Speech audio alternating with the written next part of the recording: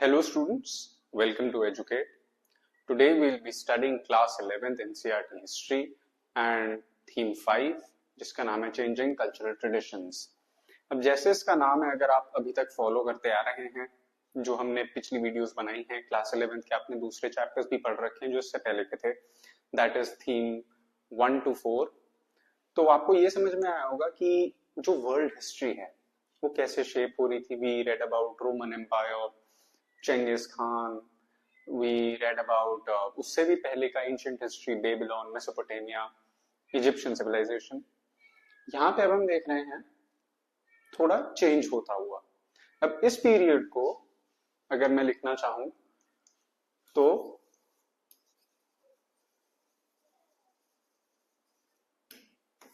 Renaissance यानी कि change. अब रेनेसां का सीधा मीनिंग फ्रेंच में होता है रेवोल्यूशन, बदलाव। तो इस टाइम पे ऐसा क्या हो रहा था कि इस चैप्टर का नाम चेंजिंग कल्चरल ट्रेडिशंस है। बेसिकली जो पहले हमने देखा अभी तक, that was about the cultures that were preserved, the importance of church, the importance of religion even before Christianity arrived in the Roman Empire, how governments were functioning, how people used to conduct themselves in a civilization, so on and so forth. Now what we see is people forming new ideas, a little different from what the mainstream thought process was. अभी तक church था, एक proper feudal society थी। In the last chapter we discussed about it. Now will be talking about those changing traditions. अब 14th century से अगर हम देखें 17th सेंचुरी तक जो टाउन्स थे वो बहुत सारे यूरोपियन कंट्रीज में, खासकर की वेस्टर्न यूरोपियन कंट्रीज में बहुत ज्यादा तेजी से ग्रो कर रहे थे। Countries like Germany, Belgium, Netherlands, France, इन कंट्रीज में बहुत ज्यादा डेवलपमेंट हो रही थी। Austria, you can also include England and the entire part of United Kingdom for the matter of fact, Scotland, Wales, Ireland, Northern Ireland. So now we'll be talking about distinct urban culture had also developed. थोड़ा सा different था। Townspeople began to think of themselves more as civilized than the rural people. अब जो towns थे और जो villages थे, एक feudal society और एक proper town में, हम कैसे देख रहे थे उस टाइम पे slavery भी हुआ करती थी, how the society was. Now all that was slowly changing. Particularly Florence, Venice and Rome, इन तीन शहरों के बारे में बात होती है चेंजिंग कल्चरल ट्रेडिशंस में। ये सेंटर्स बने आर्ट और लर्निंग के। यहाँ पर हम देखते हैं जो हम famous painters and statues, monuments, carvings इस टाइम पे बनाई गई थी। अपार्ट फ्रॉम द कोलोसियम, वो तो बहुत ज्यादा एंशिएंट है, वो तो रोमन एम्पायर के टाइम का है। But Michelangelo statue of David, Sistine chapel, Leonardo da Vinci, ये कुछ हैं उस टाइम के thinkers. Machiavelli, some philosophers were also there. हालांकि फिलोसफी की बहुत ज्यादा पुरानी हिस्ट्री, इवन हुआ ये था कि जब से क्रिश्चियनिटी का डोमिनेंस रहा यूरोप में, in my perspective, that had stunted the growth of forward thinking. जब भी कोई भी religion, for the matter of fact, not just about Christianity, I am talking about any religion, जब बहुत ज्यादा स्ट्रॉन्ग होल्ड अपना जमा लेता है तो न्यू थॉट्स और आइडियाज थोड़ा उभरने में समय लगता है। इंडिया में भी यही था। वैदिक जो रिलीजन था, वेदास थे, उनकी authority, and this and that we had also looked at how there were new reformist movements. Eventually it tends to happen. अब हम बात करें, ये सेंटर्स बने ट्रेड और लर्निंग के, और इटली तो हब था वैटिकन चर्च का, जिसकी ऑलरेडी बहुत ज्यादा डोमिनेंस थी, especially throughout the Mediterranean and the crown Christian countries which were there. Also, the invention of printing at the same time made books easily available, and prints were there to many people, including those living in distant towns or countries. Printing press, Bible translate होना, ये भी इसी time पे हुआ था। Martin Luther in Germany, Gutenberg press, यहाँ पे हम देखते हैं sense of history also developed in Europe, and people contrasted their modern world with the ancient one of the Greeks and Romans. अब थोड़ा डिफरेंशिएशन यहाँ देखने को मिलता है हमें। रिलीजन एक तरीके से देखा जाने लगा कि ये एक इंडिविजुअल चॉइस है, और ये एक बहुत ज्यादा पर्सनल चीज होती है। A new concept. The church's earth-centric belief was overturned by scientists. which is basically Copernicus.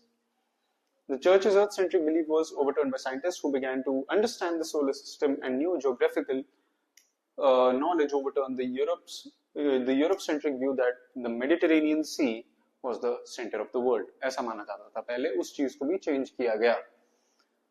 काफी सारा मटेरियल है यूरोपियन हिस्ट्री के बारे में 14th सेंचुरी से लेकर 17th सेंचुरी तक अगर हम बात करें तो ये बहुत ज्यादा प्रिजर्व करके रखा गया आर्काइव्स में, art galleries, museums in Europe and America. From the 19th century historians ने वर्ड यूज किया है रेनेसां. ऑलराइट, लिटरली इसका मतलब होता है रीबर्थ, नया जन्म, reformist movement to describe cultural changes of the period. कुछ हिस्टोरियंस हैं जिन्होंने बहुत ज्यादा एम्फसाइज किया है एक तरीके से अगर हम बात करें, जैसे कि स्विस स्कॉलर जेकब बर्कहार्ट, बहुत ज्यादा इंपॉर्टेंट नाम है. He was a student of the German historian Leopold von Ranke. Ranke had taught him that the primary concern of the historian was to write about states and politics using papers and files of government departments. Burckhardt was dissatisfied with these very limited goals that this master had set out for him. उसको बहुत ज्यादा politics में भी जानना था और philosophy and this and that governance. So that is how it started spreading. Now coming to the main part of the chapter, revival of Italian cities. Italian cities का revival हमें देखने को मिलता है.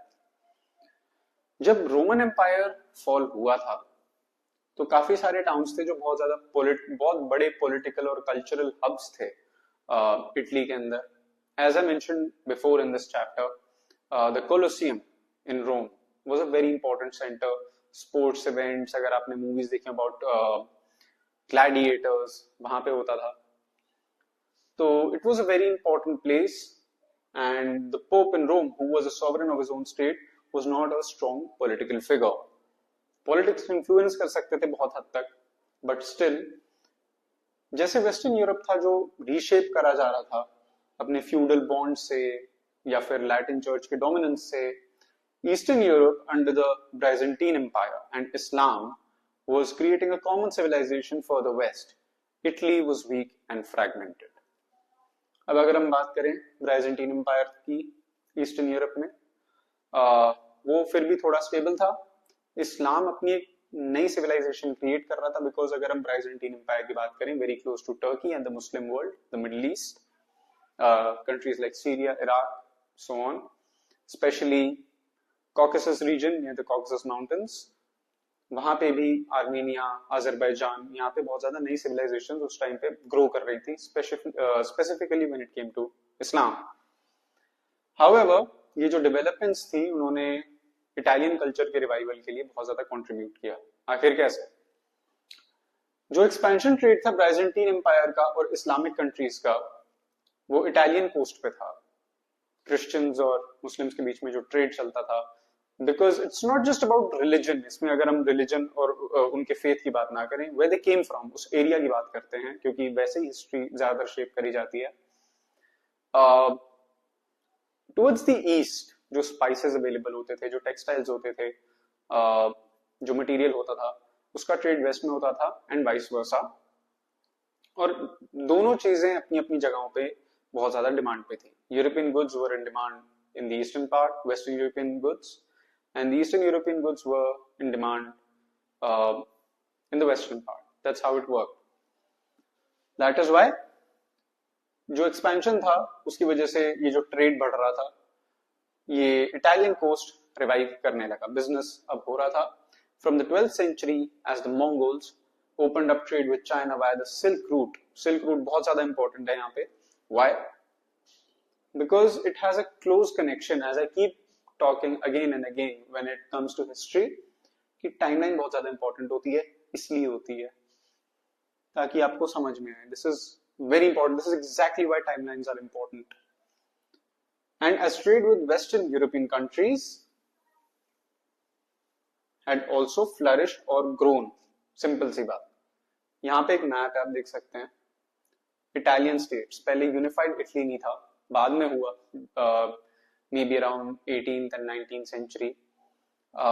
मार्सिनी, इन सब के बारे में आप आगे पढ़ेंगे क्लास 12th में अगर आप हिस्ट्री लेते हैं तो. हालांकि आपने ले ही रखी है, तो yes, you will study about it next year.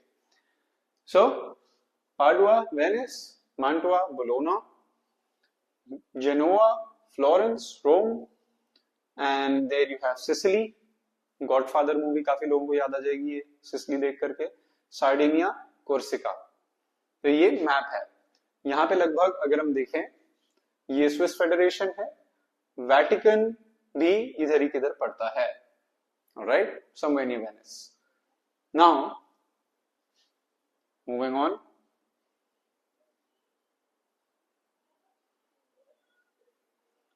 Trade भी बढ़ने लगा. इटालियन टाउन्स ने बहुत ज्यादा सेंट्रल रोल प्ले किया. व्हाई? बिकॉज कोस्टल सिटी है, और जो आज के डेट में भी ये कहा जाता है whoever controls the sea controls the world. क्योंकि जो आज के डेट में हालांकि एयरक्राफ्ट इन्वेंट हो चुके हैं, प्लेन्स, एरोप्लेन्स हैं, बट इवन देन जो लार्ज शिपमेंट्स आती हैं, बड़ी शिपमेंट्स आती हैं, बल्क में चीजें आती हैं, वो शिपमेंट के थ्रू ही आती है. As the name suggests, important import export जो है वो सी रूट से ही होता है. दैट इज वाई, क्योंकि कोस्टल एरिया है, लगता है पास में, एक मिडिल रूट है connecting eastern and western Europe together. That is why उन्होंने अपने आप को एज अ पावरफुल एम्पायर का एक पार्ट देखना बंद कर दिया था, और अपने आप को इंडिपेंडेंट सिटी स्टेट्स के तरीके से देखते थे. जैसे कि फ्लोरेंस और वेनिस की अगर हम बात करें, ये रिपब्लिक्स थे और काफी सारे कोर्ट सिटीज थे जहां पे प्रिंसेस या छोटे छोटे मोनार्क्स होते थे.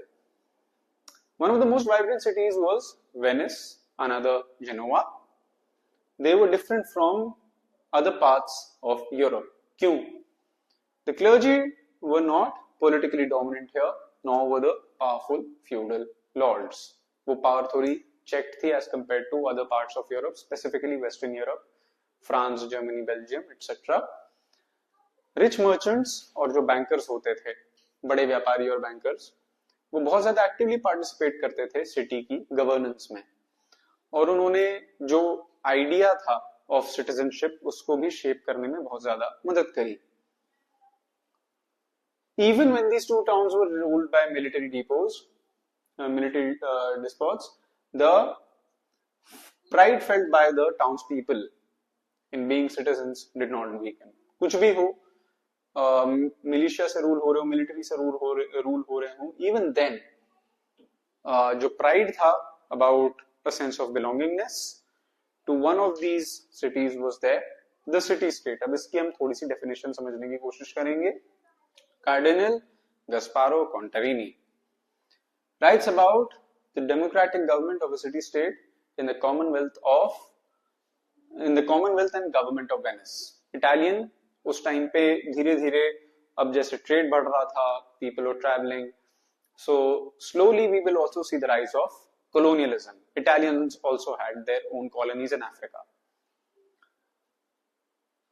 So ये लिखा है कॉन्टरिनी ने, and he writes, to come to the institution of our Venetian Commonwealth, Venice की बात कर रहा है, the whole authority of the city is in that council, into which all the gentlemen of the city being once past the age of 25 years are admitted.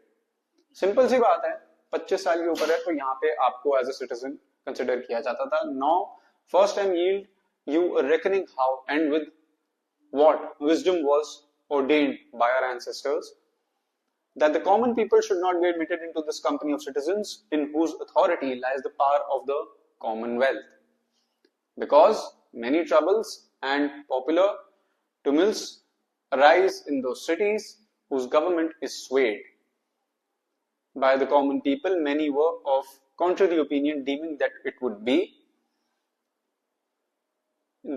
do well if this manner of governing the commonwealth should rather be defined by ability and abundance of riches. Contrariwise, the honest citizens and those who are liberally brought up oftentimes fall to poverty. Therefore, our wise and prudent ancestors ordered that this definition of the public rule should go rather by the nobility of lineage than by the estimation of wealth, yet with the temperature proviso that men of chief and supreme nobility should not have this rule alone. For that,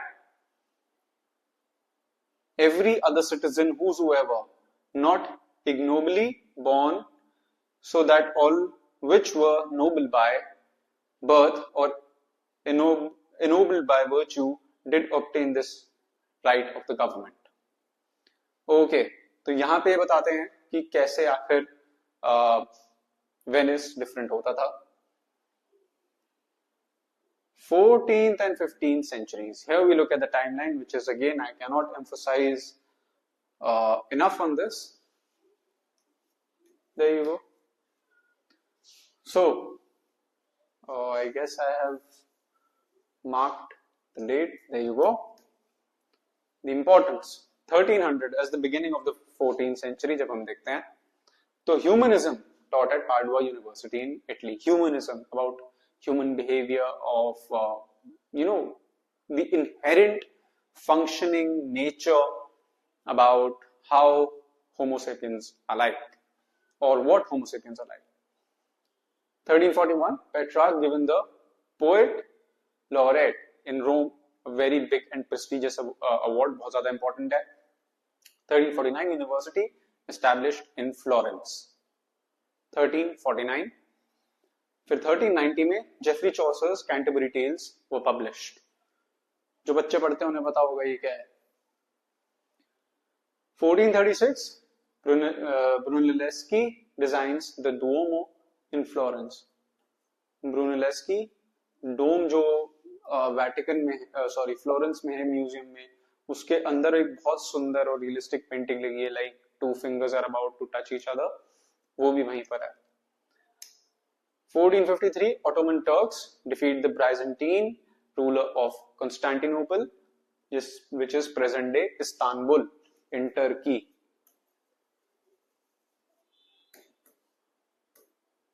ठीक है. Gutenberg prints the Bible with movable type. बहुत जल्दी जल्दी हो जाता था. 1454 15th century, mid 15th century.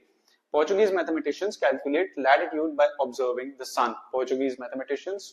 1484 late 15th century. अगर याद नहीं रहता मैं तभी आपको ऐसे बता रहा हूँ, लेट और अर्ली ऐसे सेंचुरी करके भी आप लिख सकते हैं. I cannot guarantee full marks with that because it's history after all. If the question specifically asks about a year and you pull this up, then it might cost you some marks. All right, but still, so that you understand better, if it's a long type answer और उसमें आपको date include करनी है और अगर आपको नहीं याद होती, so this is a very clever way of going ahead with the questions. Okay, 1492, late 15th century, Columbus reaches America, and 1495, after 3 years, Leonardo da Vinci paints The Last Supper. Jesus की वो जो painting है जिसके ऊपर the da Vinci code movie भी बनी हुई है. 1512 Michelangelo paints the Sistine Chapel ceiling. All right, around this time only he also sculpted the statue of David. All right, आगे हम देखते हैं यूनिवर्सिटीज इन ह्यूमनिज्म. जो पहली यूनिवर्सिटी थी कहाँ थी? फ्लोरेंस में. And here you also have to look at the date 1349. Universities in humanism अब हम देखेंगे.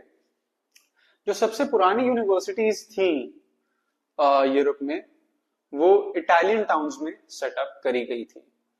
ये हम कह सकते हैं कि चलो ठीक है, चर्च से थोड़ा रेबेलियन था, but at the same time we have to also agree on the fact that it was the monasteries, the abbeys जो उस टाइम पे बहुत ज्यादा बन रही थी यूरोप के अंदर, they had a very major role to play when it came to the development and growth of literature.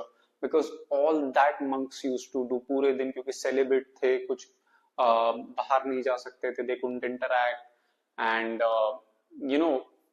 that is why they invested all of their time in reading and learning about scriptures, about theories, about philosophies, both Christian and others as well. So बहुत ज्यादा development में contribution इन सब factors का भी था. All right, जो universities हैं पाडुआ और बोलोना, वो सेंटर्स हुआ करते थे लीगल स्टडीज की 11th सेंचुरी से. इतना पुराना, even before the first university that was set up in Florence. ठीक है.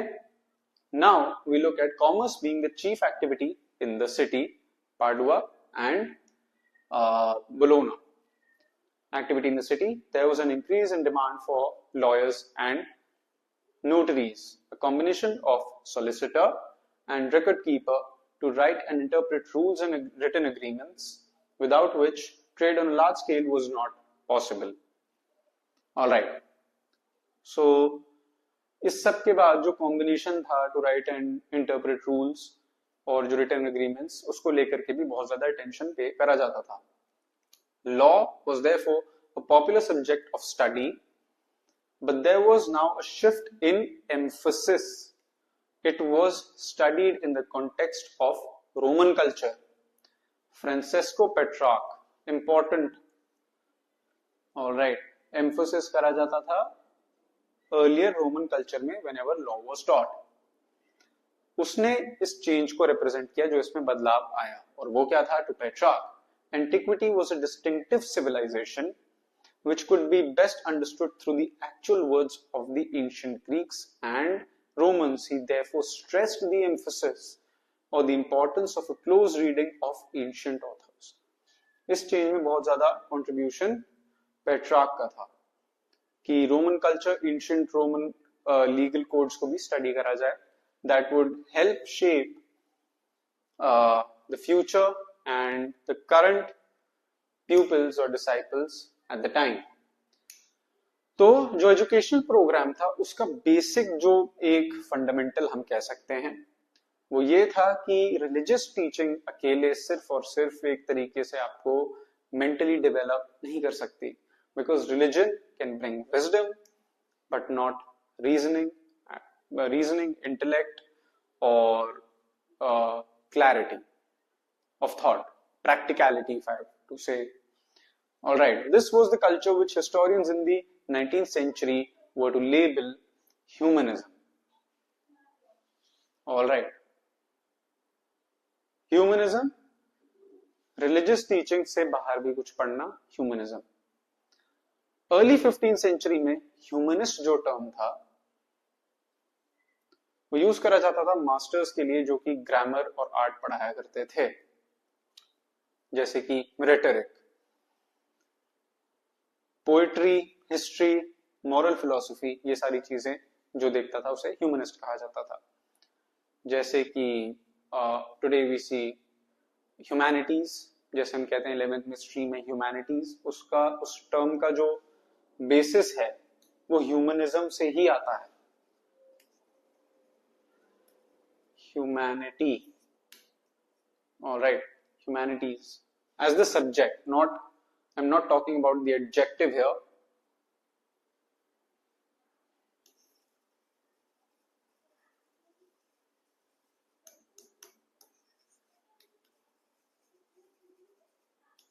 Humanities stream का origin यहीं से है. The Latin word humanitas, let me just mark this as well, जिससे कि रोमन लॉयर और एसेइस्ट सिसरो ने बहुत ज्यादा इंस्पिरेशन ड्रॉ करी थी, contemporary of Julius Caesar, to mean culture. उसका मतलब था, इसका मतलब होता है कल्चर. ये जो सब्जेक्ट्स थे ये कनेक्टेड नहीं थे रिलीजन से और बहुत ज्यादा एम्फोसिस ड्रॉ करते थे ऑन डिस्कशन, तर्क वितर्क करना, रीजन करना, डिबेट करना and logical reasoning के थ्रू, and also skills, इन सब चीजों पे बहुत ज्यादा फोकस करा जाता था. When we talk about humanitas, the origin or the basis of the present day connotation or the meaning of the word humanities. All right.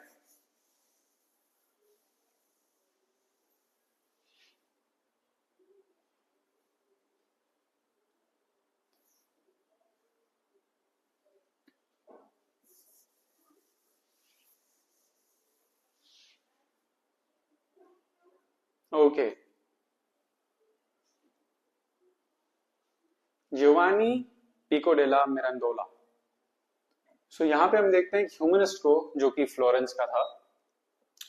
And Giovanni wrote upon the importance of debate on the dignity of man in 1486 for Plato and Aristotle. वो उसका direct quote है. It was certain that the attainment of the knowledge of the truth they were always seeking for themselves.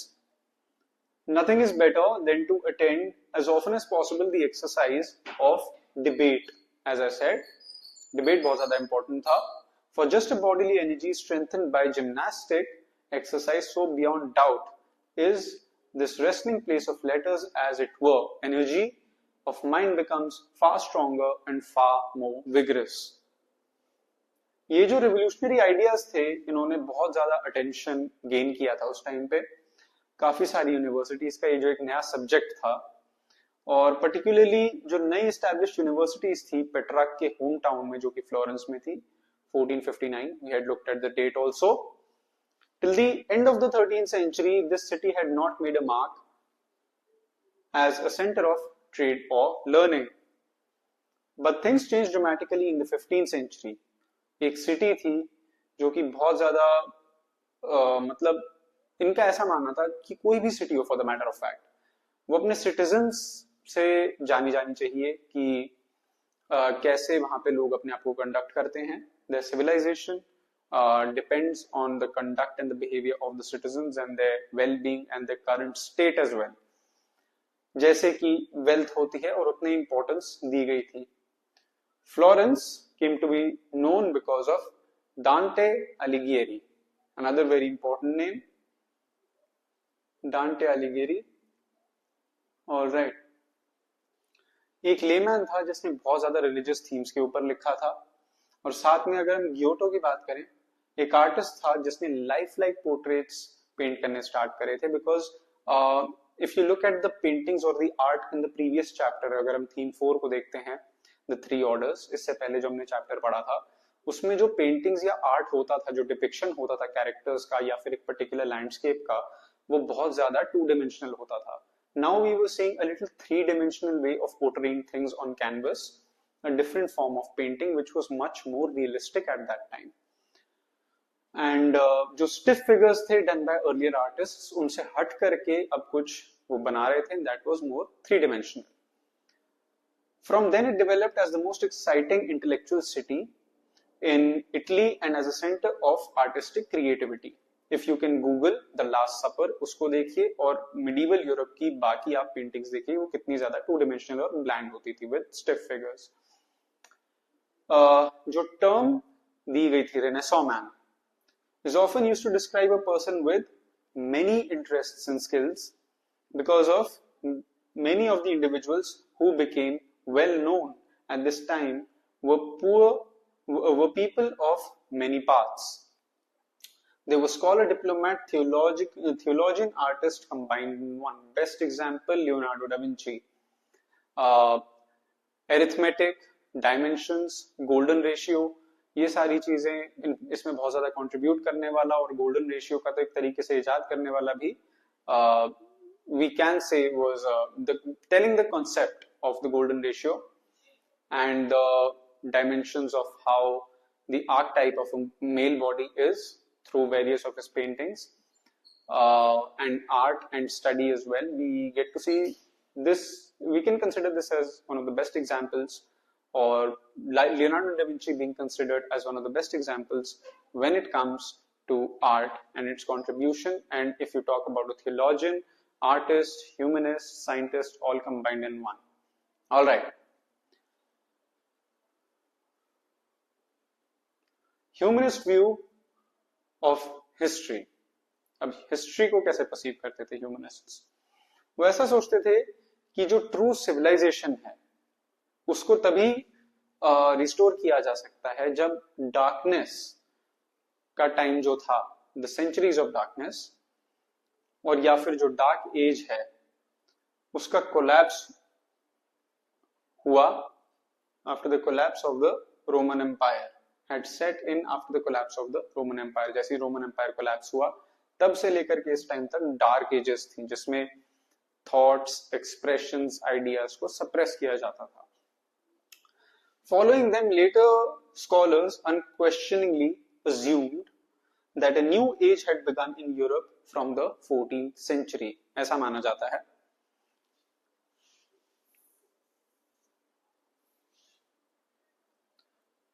The term Middle Ages या फिर जो medieval period का term दिया जाता है, that we can see is used for the millennium, 1000 years after the fall of Rome. रोम के fall होने के बाद 1000 years, एक मिलेनियम लगा लीजिए, उस पीरियड को डार्क एजेस का टर्म दिया गया है. In the Middle Ages, they argued the church had such complete control over men's minds that all the learning of the Greeks and Romans had been blotted out. The humanists used the word modern for the period from the 15th century. Periodization used by humanists and by later scholars. ऐसे हम देख सकते हैं कि कैसे periodization या फिर time को कैलकुलेट करने का तरीका उस टाइम पे देखा जाता था. 5th to 14th century middle ages. 5th और उसको अगर हम डाइसेक्ट करें तो कैसे बनता है, 5th to 14th century ये मिडिल एजेस है. 5th to 9th century dark ages. 9th to 11th century the early middle ages, क्योंकि डार्क एजेस के टाइम के आसपास भी ब्यूबोनिक प्लेग या फिर जो एक ब्लैक डेथ नाम करके बीमारी आई थी, इससे 2 चैप्टर्स पहले हम पढ़ चुके हैं उसे, बहुत ज्यादा रैम्पेंट थी, बहुत मतलब काफी जाने ली उस बीमारी ने. 11th to 14th century late middle ages, और 15th century onwards the modern age और the new age, renaissance period, rebirth. All right. Recently, historians have questioned this division, with more research being done and more being found out about Europe. In this period, scholars are increasingly reluctant to make sharp divisions between centuries in terms of culturally vibrant या फिर otherwise भी दूसरे तरीके से भी. काफी ज्यादा unfair होगा ऐसा कहना कि कोई भी period dark age था. You can't say that.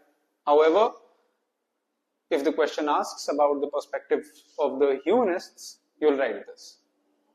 Science and philosophy, Arabs का contribution बहुत ज्यादा important है, क्योंकि काफी ज्यादा Arabs ने contribute किया था. Pythagoras theorem and algebra वो भी Arabs ने ही दिया था, Muslim scholars ने.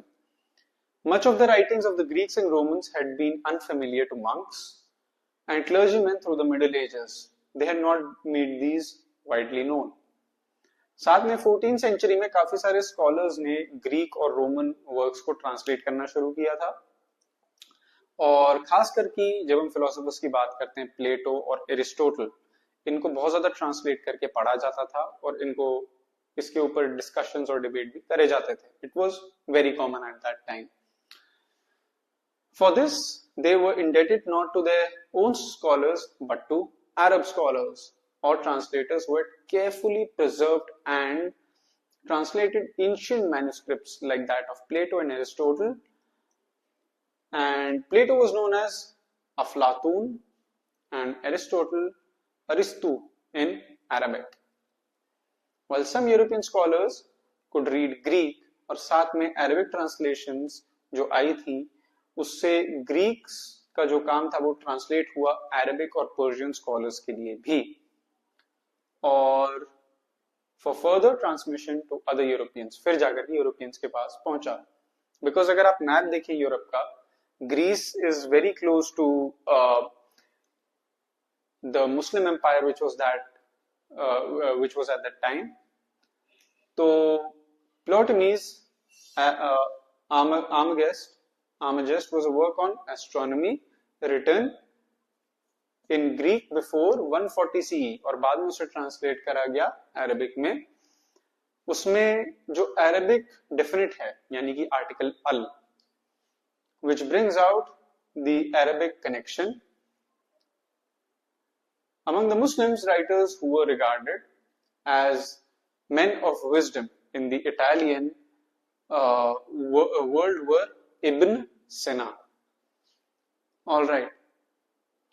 जो यूरोपियन स्पेलिंग है इस इन इंडिविजुअल्स की, names made later generations think they were Europeans. काफी सारे यूरोपियंस को लगा कि इब्न सिना आगे तक कि वो यूरोपियन ही था, हालांकि this is not true and even I don't know how this information is relevant. बहरहाल एविसीना इन लैटिन, और इस टाइम पे उसका बर्थ हुआ था और इस टाइम पे डेथ हुई थी. So you can write somewhere around the 11th century. उसका काम था मोस्टली. जो अरब फिजिशियन था और फिलोसोफर था बुखारा में इन सेंट्रल एशिया, और साथ में अल राजी, जिसे रेज के नाम से जाना जाता था, या रजेज, ऑथर ऑफ मेडिकल इंसाइक्लोपीडिया। साथ में इब्न रश्द, जिसको अवेरोस कहा जाता था लैटिन में, 1126 से लेकर के 1198 तक, during the late 12th century.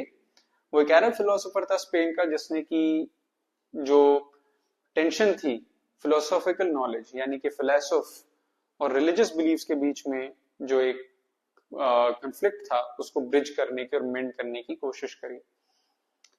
All right, his method was adopted by Christian thinkers later कि how to inculcate philosophical knowledge with religious beliefs. Humanists reach out to people in a variety of ways, though the curricula in universities, यानी कि वहां पे जो syllabus था, continue to be dominated by law, medicine, and theology. Humanist subjects slowly began to be introduced in schools, not just in Italy, but also in other European countries as well. तो आप देख सकते हैं कैसे शुरू से ही humanities वालों को क्या कुछ झेलना पड़ा है। सो दैट इज व्हाई धीरे धीरे ह्यूमनिस्ट सब्जेक्ट्स पढ़ाए जाने लगे। Artists and realism. रियलिज्म का मतलब क्या है? एक कुछ पेंटिंग्स होती हैं जो बहुत ज्यादा रियलिस्टिक लगती हैं, चाहे वो किसी लैंडस्केप की हो या किसी इंसान की हो, 3 dimensional figures, that is something very realistic. और ये इस टाइम पे इसका इजाद हुआ था ऐसी पेंटिंग्स बनाने का। Formal education was not the only way through which humanists shaped the minds of their age. Art, architecture, and books were wonderfully effective in transmitting humanist ideas. Art ने बहुत ज्यादा एक इसमें इंपॉर्टेंट और मेजर रोल प्ले किया। वो कैसे? ये this is a sketch by Durer and वो उसके बारे में कहते हैं in 1508 about 2 hands praying। इसका नाम ही है प्रेइंग हैंड्स। काफी सारे क्रिश्चियंस के घर में ये दिख भी जाएगा, और इसकी पेंटिंग एक मॉडिफिकेशन भी यूज करी जाती है, जिसमें कि एक रोजरी बीड्स की एक माला हाथ में रहती है। Anyways, art is embedded in nature. He who can extract it has it. Moreover, you may demonstrate much of your work by geometry. The more closely your work abides by life in its form, so much the better will it appear. No man shall ever be able to make a beautiful figure out of his imagination unless he has all stored in his mind by much copying from life. Humanist form का और realistic form of art का best definition so far by Albrecht Durer. आगे हम ये देखते हैं artist जो थे वो बहुत ज्यादा पास्ट की चीजों को और पास्ट के कामों को स्टडी किया करते थे। जो मटेरियल रिमेन्स मिलते हैं हमें रोमन कल्चर के, उसमें देखने को मिलता है कि काफी सारी एक्साइटमेंट थी एंशिएंट टेक्स्ट्स को लेकर के। 1000 years after the fall of Rome, fragments of art were discovered in the ruins of ancient Rome and other deserted cities. So basically taking the country back to its older glory. That was the entire sentiment behind, or we can say a motivation behind the sentiment of realism, humanism and art during the Renaissance period. यहाँ पे हम देखते हैं जो उनकी admiration थी about figures perfectly proportioned, men and women sculpted so many centuries ago, made Italian sculptors want to continue that tradition. उससे बहुत ज्यादा इंस्पिरेशन लेते थे। 1416 में डोनाटेलो ने नई एक तरीका इजाद किया था, एक नया तरीका इजाद किया था, जिसमें कि वो लाइफ लाइक स्टैचूज बनाया करता था। Artists concerned to be accurate was helped by the work of scientists. अब यहाँ पे वो ब्लेंड या फिर उनकी असिस्टेंस देखने को मिलती है। बोन स्ट्रक्चर्स को स्टडी करने के लिए आर्टिस्ट्स लेबोरेटरीज जाते थे, मेडिकल स्कूल्स की, उसको स्टडी करने के लिए। एंड्रियास वेसालियस, जो कि एक बेल्जियन प्रोफेसर था मेडिसिन का at the university of Padua, वो पहला ऐसा व्यक्ति था जिसने ह्यूमन बॉडी को डायसेक्ट किया था। This was the beginning of modern physiology. जो हम पोस्टमार्टम देखते हैं आज की डेट में, उसका फादर इसे माना जाता था. All right, now we come about one of the main artists at that time, a perfect blend of philosophy, mathematics, science, and humanism, philosophy, art, etc. Leonardo da Vinci, और उसका खुद का सेल्फ पोर्ट्रेट है ये. Who had an amazing range of interests from botany and anatomy to mathematics and art. He painted the Mona Lisa and the Last Supper. One of his dreams was to be able to fly. He spent years observing birds in flight and designed a flying machine. He signed his name Leonardo da Vinci, disciple of experiment. So that is how he used to address himself. Painters के पास कोई पुराना ऐसा काम था नहीं जिससे वो inspiration draw कर पाए, unlike sculptors. But they like sculptors also painted as realistically as possible. अब हम देखते हैं कि कैसे स्कल्प्टर्स यूनिवर्सिटीज जाते थे, मेडिसिन स्कूल्स जाते थे, to understand the human anatomy, to understand the bone structure, etcetera. Here we see how excuse me, here we see how artists, painters specifically drew inspiration from the same. उनको ये बात पता थी कि जो geometry होती है वो बहुत ज्यादा हेल्प करती है पर्सपेक्टिव को समझने के लिए, और जो चेंज होती है लाइट, और जो क्वालिटी ऑफ लाइट होती है, जो शेडिंग होती है, जो शैडो होता है, उसको और ज्यादा 3 डायमेंशनल किसी भी फिगर को बनाने के लिए उसको स्टडी किया करते थे.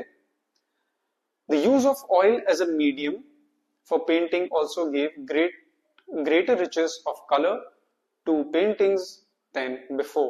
Oil का यूज होने लग गया था. जो कलर्स और डिजाइन्स थे कॉस्ट्यूम्स में काफी सारे पेंटिंग्स के अंदर वो देखने को मिलता है, उसमें चाइनीज और पर्शियन आर्ट का इन्फ्लुएंस बहुत ज्यादा था.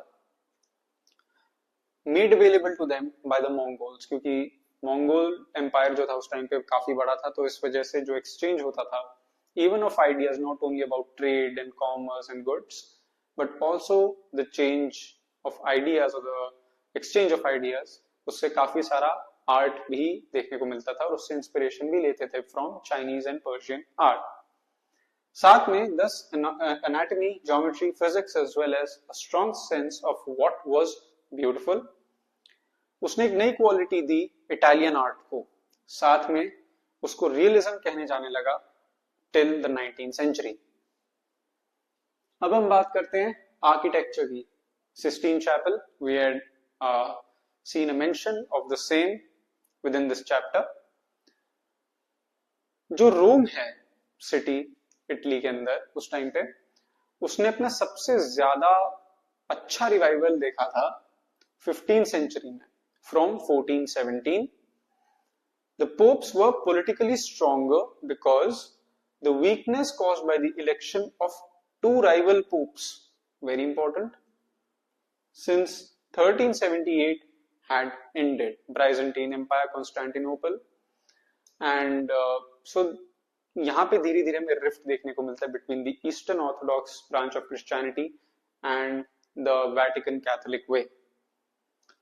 They actively encouraged the study of Rome's history, again past और उससे inspiration draw करना. The ruins in Rome were carefully excavated by archaeologists.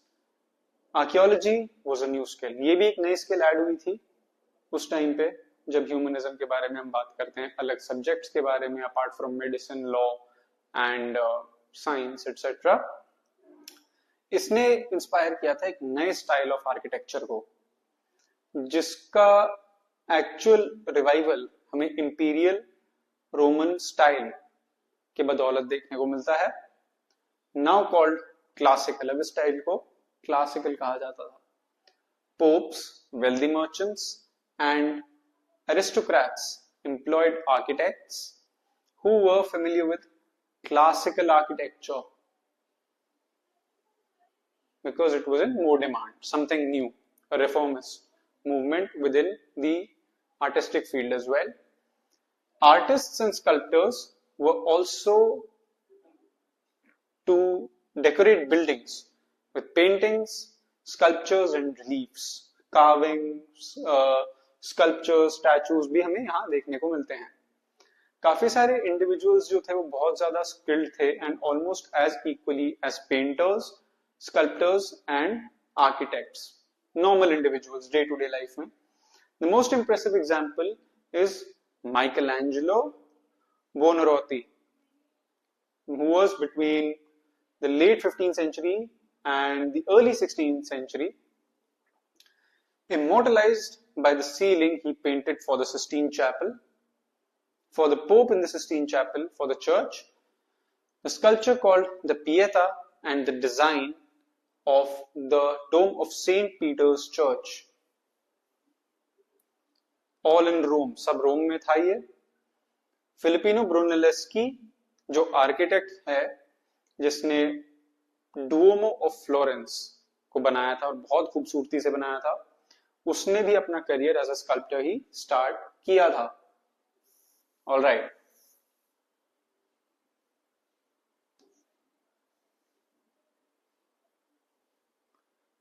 another remarkable change was that from this time artists were known individually by name, not as members of a group or as a guild as earlier. पहले की तरह collectively जो groups होते थे, guilds होते थे merchants के, artisans के,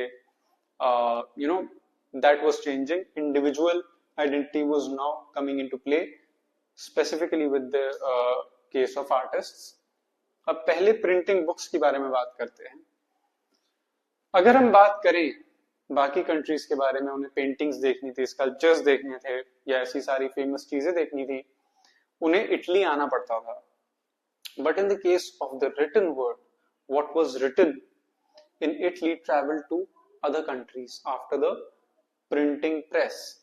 this was because of the greatest revolution of the 16th century, the mastery of the technology of printing, जिसकी वजह से हम ये भी पढ़ रहे हैं because of print. For this, Europeans were indebted to other peoples, the Chinese for printing technology, and to Mongol rulers because जो यूरोपियन ट्रेडर्स होते थे और डिप्लोमैट्स होते थे, वो मंगोल रूल के अंडर ही चाइनीज प्रिंटिंग टेक्नोलॉजी से वाकिफ हुए थे। They became familiar with the Chinese technology of printing press under the Mongol rule. This was also the case with 3 other important innovations, जो था फायर आर्म्स, कंपास और abacus, again from China. Earlier texts existed in a few handwritten copies, 1455 में जैसे 150 copies print हुई थी Bible की, जो कि योहान्स गुटेनबर्ग के ऑफिस में था और उसके वर्कशॉप में था। वो ऐसा जर्मन था जिसने पहला प्रिंटिंग प्रेस बनाया था, somewhere near Frankfurt. Earlier, a monk would have taken the same amount of time to write out one copy of the Bible. जितने टाइम में 150 कॉपीज बनी थी, उतने टाइम में एक कॉपी बनती थी बाइबल की, जो हैंड रिटन होती थी, जो मंक्स बनाते थे। नाउ आफ्टर प्रिंटिंग प्रेस बहुत जल्दी अवेलेबल होने लग गई थी चीजें when it came to the written word. By 1500, many classical texts, nearly all in Latin, had been printed in Italy. जैसे printed books होते थे, वो available होने लग गए थे। It was possible to buy them, और जो students थे, उनको पे नहीं करना पड़ता था lectures के ऊपर बहुत ज्यादा, और lecture notes पे भी इतना ज्यादा उन्हें emphasize करने की जरूरत नहीं थी। Ideas, opinions and information moved more widely and more rapidly than ever before. साथ में जो प्रिंटेड बुक थी, उसने बहुत ज्यादा प्रमोट किया था नए आइडियाज को, जो कि लोगों तक बहुत ज्यादा जल्दी पहुंच जाते थे। This also made it for individuals to read books, since it was possible to buy new copies for oneself. अब लोग भी ज्यादा बुक्स खरीद रहे थे because it was becoming easier to read and to purchase a fresh copy.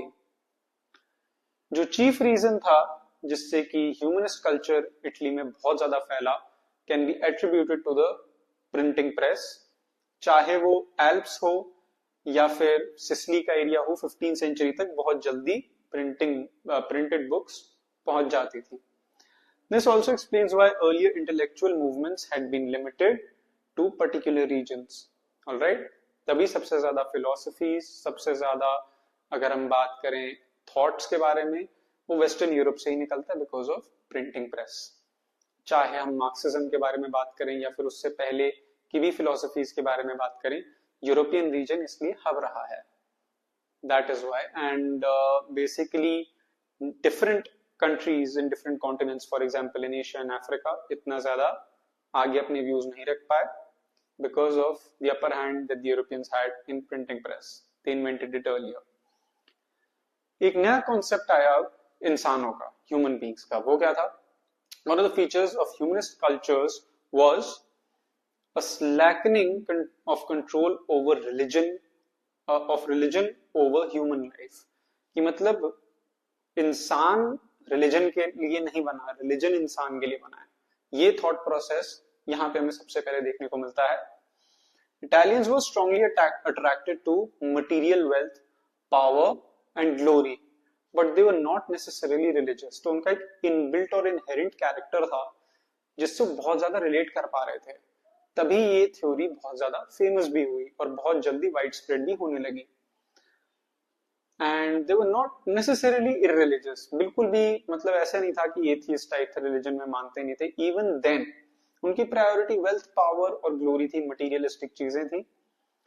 Francisco Barbaro, जो कि एक ह्यूमनिस्ट था, somewhere between the late 14th century and the early 15th century, वो वेनिस से था और एक ह्यूमनिस्ट था. he wrote a pamphlet defending acquisition of wealth as a sin, because wealth ज्यादा accumulate करना, पैसे के पीछे ज्यादा भागना is considered as a sin according to Christian beliefs. So in One Pleasure, Lorenzo वाला, ये भी एक ऑथर था, वो ये लिखता है कि जो स्टडी है हिस्ट्री की that leads man to strive for a life of perfection, criticized the Christian injunction against pleasure, कि pleasure is more important for humans. जो हीडोनिज्म की थ्योरी है, यहाँ पे हमें थोड़ा उसका ट्रेस देखने को मिलता है और हल्का हल्का उसका एक written form in a philosophy और a thought we get to see around this period. There was also a concern at this time with good manners, कि क्या होते हैं manners. Manners के बारे में सबसे पहली one of the earliest discussions हमें यहाँ देखने को मिलती है. There was also concern at this time with good manners, how one should speak politely, dress correctly, what skills a person of culture should learn, etc. Humanism का सीधा मतलब ये भी था कि जो लोग होते हैं, इंडिविजुअल्स होते हैं, वो अपनी लाइफ खुद शेप कर सकते हैं अपने कर्म से, अपने एक्शन से, rather than waiting for a divine intervention or totally relying on religion, God, etc. Practicality की एक दिशा हमें यहाँ देखने को मिलती है, new thought of practicality, and kind of like rebellious nature as opposed to the ancient, or not even ancient, to the mainstream religious ways we see here. And means then the mere pursuit of power and money. सिर्फ power और पैसा सब कुछ नहीं होता. फिर भी good manners. This ideal was closely tied with the belief that human nature was many-sided, जो कि जो 3 सेपरेट ऑर्डर्स की थ्योरी है उसके अगेंस्ट जाता है, और जिसमें फ्यूडल सोसाइटी until now विश्वास रखा करती थी. All right. Niccolo Machiavelli, as mentioned in the beginning of this chapter, a new philosopher. Machiavelli लिखता है, जैसे कि चाणक्य ऑफ द वेस्ट भी कहा जाता है, wrote about human nature in the 15th century in the book The Prince. All right. So, leaving aside imaginary things and referring only to those which truly exist, God के बारे में बात करें, religion के बारे में, I say whatever men are discussed, and especially princes who are more exposed to view, they are noted for various qualities which earn them either praise or condemnation. For some, for example, are held to be generous and others miserly. Some are held to be benefactors, others are called grasping. Some cruel, some compassionate. One man faithless, another faithful. One man effeminate and cowardly, another fierce and courageous. One man courteous, another proud. One man less vicious, another pure. One guileless, another crafty. One stubborn, another flexible. One grave, another frivolous. One religious, another skeptical, and so forth. यहाँ पे changes हमें देखने को मिलते हैं कि basically कैसे हर इंसान अलग हो सकता है, कि इनहेरेंटली बाय बर्थ चाहे किसी भी 3 ऑर्डर्स में उसका जन्म क्यों ना हुआ हो, there are different characteristics of each man or each person. Man का मतलब पर्सन है यहाँ पे, तो ज्यादा जेंडर पे ना आ जाए. मैकियावेली बिलीव कि सारे इंसान जो होते हैं बुरे होते हैं और वो हमेशा रेडी रहते हैं अपना विशियस नेचर डिस्प्ले करने के लिए. हम अपने आप को रोक के रखते हैं. So because of the fact that human desires are insatiable, इंसान चाहे तो कितने भी लोगों को मार सकता है, कुछ भी कर सकता है. It is that inherent part of them being human that stops them. The most powerful motive Machiavelli saw as the incentive for every human action is self-interest. अगर हम किसी से प्यार मोहब्बत भी करते हैं, चाहे वो हमारे पेरेंट्स हों, वो इसीलिए करते हैं बिकॉज उन्होंने हमारे लिए कुछ ना कुछ किया है, या फिर हम उनसे किसी ना किसी तरीके से अफेक्शन रखते हैं. We see selfish nature of humans according to Machiavelli. Aspirations of women. अब इन स्पेसिफिकली मैन हर टर्म हमें हर जगह सुनने को मिल रहा है, देखने को मिल रहा है. विमेन के बारे में क्या? ये जो नया आइडिया था इंडिविजुअलिटी का, जब 3 ऑर्डर्स से हम ब्रेक कर जाते हैं, सो ऑटोमेटिकली जो सिटीजनशिप थी वो विमेन को एक्सक्लूड कर ही रही थी.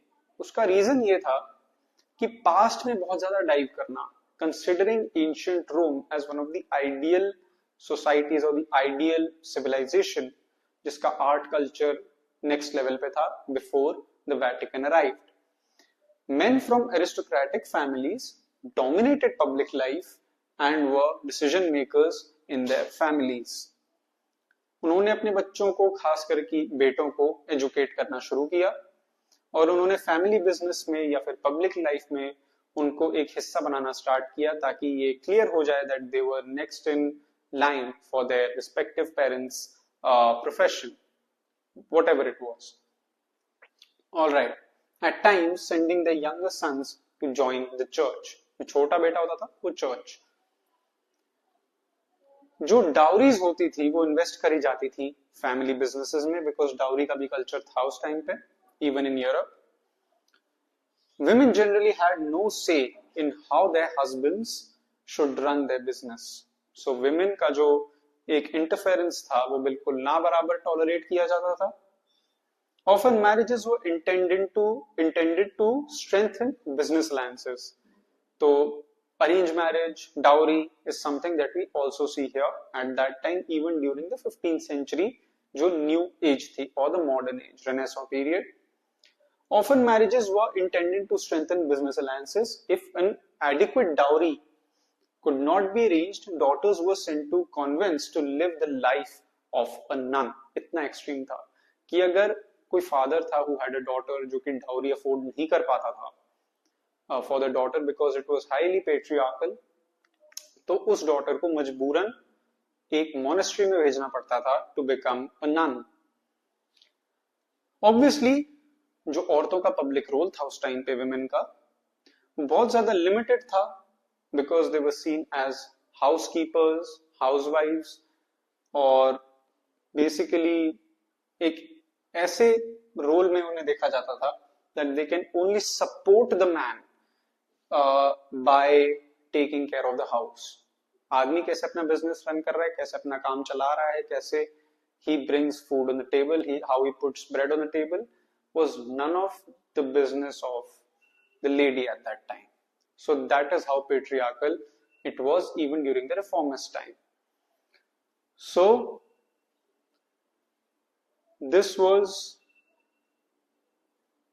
the fifth chapter or theme 5 of your class 11th NCERT history, जिसका नाम था Changing Cultural Traditions. And I hope you understood this chapter until now, or you can just rewind it if you want to understand it even better. And please make sure to like, share and subscribe, and also do comment on the video and share it as well. And we'll be continuing with the next part later on.